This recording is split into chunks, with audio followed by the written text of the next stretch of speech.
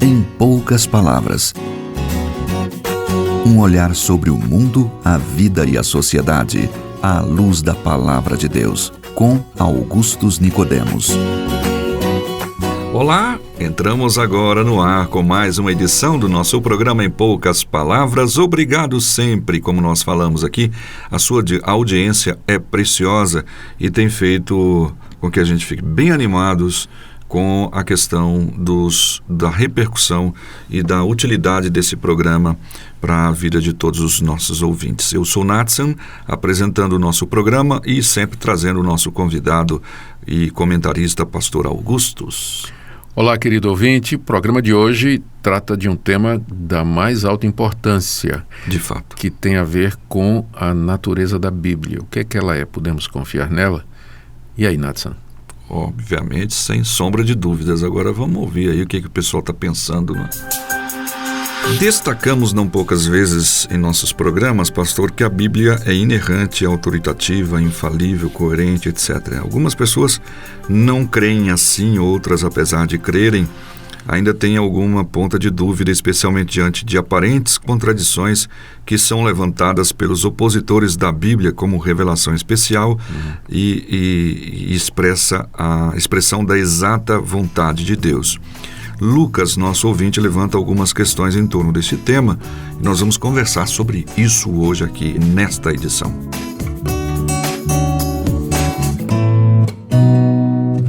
Pois bem, o Lucas, da cidade de Orlândia, escreveu: ouço muitos professores e pastores evocarem a divina inspiração da Bíblia como um todo, usando o texto 2 Timóteo 3,16.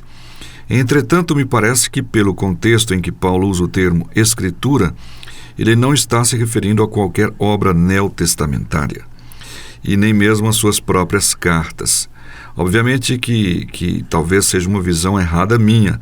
Ele diz, me parece que ele se refere à porção do Antigo Testamento com o qual Timóteo cresceu aprendendo. Eu tenho dificuldades, diz ele, de afirmar a inspiração, inerrância e infalibilidade de todos os textos que temos hoje como a Bíblia, sinceramente apenas usando esse texto. Creio na inerrância, na infalibilidade, mas não consigo usar esse texto para afirmar isso. Gostaria de saber se esse texto é realmente útil para se aplicar aos livros que compõem o Novo Testamento ou se há alguma interferência ou inferência exegética sobre ele para que possa ser usado assim. Então, essas são as questões do Lucas. Sim. Lucas, de fato, lá em 2 Timóteo 3,16, quando o apóstolo Paulo diz que toda a Escritura é inspirada por Deus, ele está se referindo primariamente ao Antigo Testamento, que era a Escritura que estava disponível àquela altura, pelo menos em termos canônicos, né? Mas o que acontece é que você encontra na mesma correspondência de Paulo, nas cartas de Paulo, a consciência de que outras escrituras estavam sendo produzidas. Você vê Paulo ao lado do Antigo Testamento citando palavras de Jesus como tendo a mesma autoridade e como sendo igualmente inspiradas por Deus. O próprio apóstolo Paulo, ele tem consciência nos seus escritos de que está sendo guiado por Deus e que sua palavra é autoritativa. No início da carta aos Tessalonicenses, por exemplo, ele diz lá aos Tessalonicenses, vocês receberam a minha palavra como ela é de fato, palavra de Deus. Então, os apóstolos, que são os autores do Novo Testamento, e quando não eles, alguém ligado ao círculo apostólico, eles tinham recebido de Jesus a promessa de que quando o Espírito Santo viesse, os guiaria a toda a verdade. E de que maneira o Espírito Santo fez isso? Levando os discípulos de Jesus a entender a pessoa de Jesus, a sua obra e a registrar essa compreensão. Então, a nossa base para afirmar a infalibilidade ou a inerrância do Novo Testamento não é somente 2 de Timóteo 3,16, mas é a consciência que os apóstolos e escritores neotestamentários tinham de que eles estavam continuando aquele conjunto de livros inspirados que compunham o Antigo Testamento. Eles colocaram seus escritos em adição ou em complementação, seguindo o mesmo espírito de Jesus, que disse assim, ouvistes o que foi dito, eu, porém, vos digo. Então, Jesus colocou as palavras dele ao lado das escrituras do Antigo Testamento, que os judeus tinham ouvido, e, na verdade, até acima. E disse aos seus apóstolos que eles haveriam de fazer a mesma coisa através do Espírito Santo prometido. Então, logo cedo, as cartas neotestamentárias, as cartas de Paulo, os evangelhos e outros livros, logo cedo na história da igreja cristã, esses livros começaram a circular entre os cristãos e recebendo o status de escritura. Nos escritos dos pais da igreja, datando do século II até século III, você já vê as citações de livros do Novo Testamento ao lado de livros do Antigo Testamento como sendo palavra de Deus e como sendo inspirados.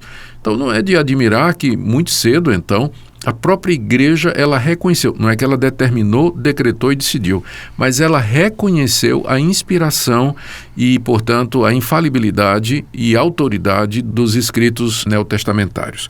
Agora, você tem uma outra dúvida, que é com relação ao uso do termo inerrância. Esse termo, ele aparece apenas de 200 anos para cá nos debates teológicos e que foram motivados pela discussão entre o liberalismo teológico e os conservadores. Estou falando aqui mais especificamente 1920, por aí, um pouco mais cedo, quando o liberalismo teológico entrou nas universidades e centros teológicos da Europa e dos Estados Unidos, e os liberais começaram a questionar exatamente a exatidão da Bíblia, dizendo que ela não poderia ser confiada porque ela continha erros, não é? Então, os conservadores de todas as denominações reagiram afirmando a inerrância da Bíblia, dizendo que ela não continha erros de forma nenhuma. Agora, quando nós afirmamos que a Bíblia é inerrante, é preciso fazer alguns esclarecimentos, né? Sim. E eu espero que esses esclarecimentos ajudem o Lucas, nosso ouvinte, e outros também.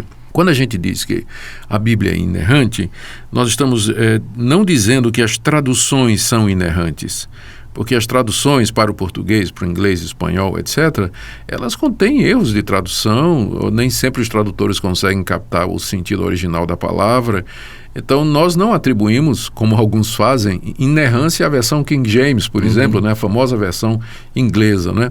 As nossas Bíblias, em português, por exemplo, elas são passíveis de revisão. Tanto é que a cada 5, 10 anos, as sociedades bíblicas publicam uma revisão e uma atualização, porque estão sempre lutando para tentar chegar o mais próximo possível do original.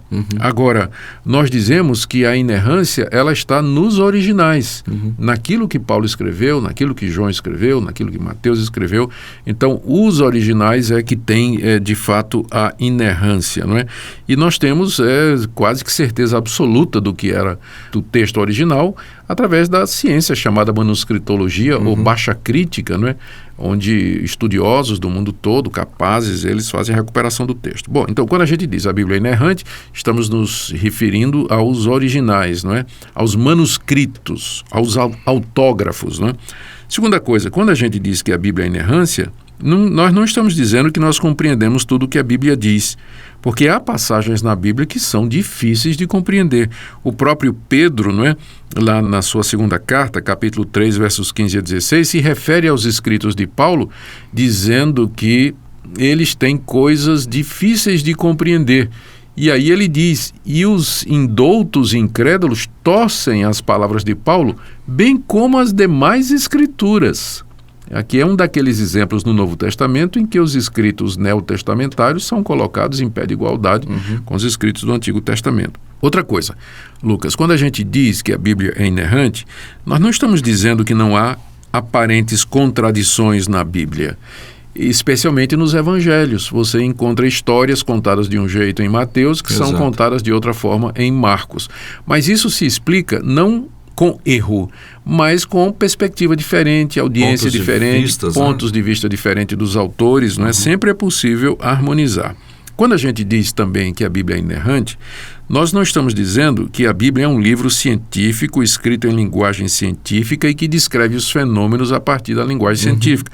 É por isso que você vai encontrar na Bíblia dizendo assim, o sol se levanta numa extremidade do céu, percorre toda a sua extremidade e se põe na outra. Aí você vai dizer, olha aí, essa é uma visão cientificamente errada, né, de que a Terra está fixa e que o Sol é que se move. A gente sabe que o propósito da Bíblia não é descrever fenômenos naturais com a linguagem científica. A Bíblia descreve os fenômenos naturais a partir da linguagem do observador, né? Para quem está na Terra, quem se move é o Sol. Até hoje, numa época científica, a gente fica dizendo, por exemplo, o Sol nasceu, o Sol se pôs, né? Está quente, né? Está quente, pois é. Quando a gente diz também, Lucas, que a Bíblia é inerrante, nós não estamos fechando os olhos para o fato de que existem cópias contendo variações e redações diferentes, e que os manuscritos nem sempre batem.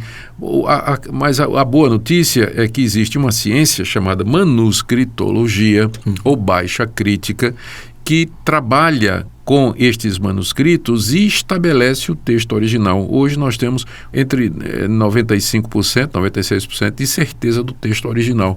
E essa pequena diferença, essa porcentagem pequena, ela não contém qualquer ponto central que danifique a mensagem central das Escrituras, né? É isso que nós dizemos. Quando as pessoas falam que a Bíblia tem erros, Lucas, geralmente a melhor abordagem de volta é você pedir para a pessoa indicar, mostre onde está o erro na Bíblia, né? E aí você vai dar uma olhada e uma verificada e quase sempre, eu diria sempre, você vai encontrar uma resposta adequada para aquilo que parece ser uma aparente contradição ou um erro. E na própria Bíblia, né? E na própria Bíblia. Então, essa é a palavra que eu quero deixar. Confie na Escritura, confie na Bíblia, ela é verdadeira em tudo que afirma e nós podemos apostar a nossa alma e o nosso futuro eterno nas suas promessas. Ok, muito bem respondido então essa questão para o nosso amigo Lucas e também outros que perguntaram sobre essas questões. Um dia eu recebi no WhatsApp, alguém falou, poxa, mas a Bíblia diz que Josué pediu para o sol parar, não é? Quando na verdade aí eu expliquei exatamente isso aí, o que o senhor acabou de dizer a partir da perspectiva humana. E apesar disso, né, a gente vê lá em Isaías 40 o próprio profeta dizendo que o universo é incontável quando descobriu isso recentemente, né? Pois é. Galáxias e bilhões de galáxias. Não tem como chegar ao fim. E a Bíblia já dizia, sem se propor a isso, obviamente. Obrigado pela sua audiência. A gente volta já.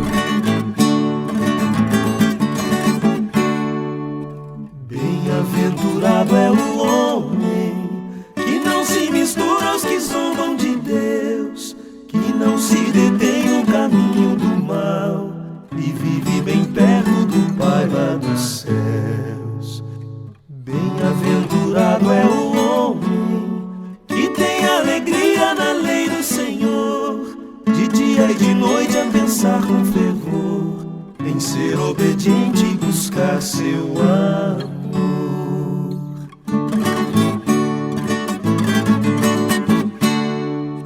Pois será como árvore plantada junto à margem de um rio semeada, e quando a estação chegar, o seu fruto há de dar, e tudo quanto fizer prosperará. Pois bem, atendemos aí ao nosso ouvinte, o Lucas, lá de Orlândia. Obrigado pela sua audiência. Também queremos agradecer ao Felipe Mendes, em Surubim, Pernambuco. Surubim me lembra um peixe que eu gosto muito, viu? E que dá no Rio São Francisco. Exato. À beira de Pirapora, nós pegávamos muito surubim lá. Agora, muito gostoso. É bom mesmo. O Giles, também da cidade de Cruz, ele pergunta sobre trabalho. Nós respondemos no programa número 114, quando falamos de juristas, advogados, leis antibíblicas, foi citada essa questão do trabalho. Pastor Augustus. Mais uma vez, obrigado, querido ouvinte, pela sua audiência, e nós oramos a Deus que o programa seja usado por Ele para abençoar a sua vida. Até o próximo programa, se Deus quiser.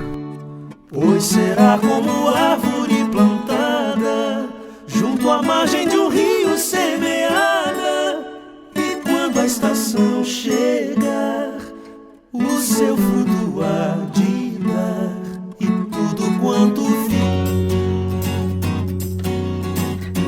Em poucas palavras, um olhar sobre o mundo, a vida e a sociedade, à luz da Palavra de Deus. Apresentação, Nadson Matias. Comentário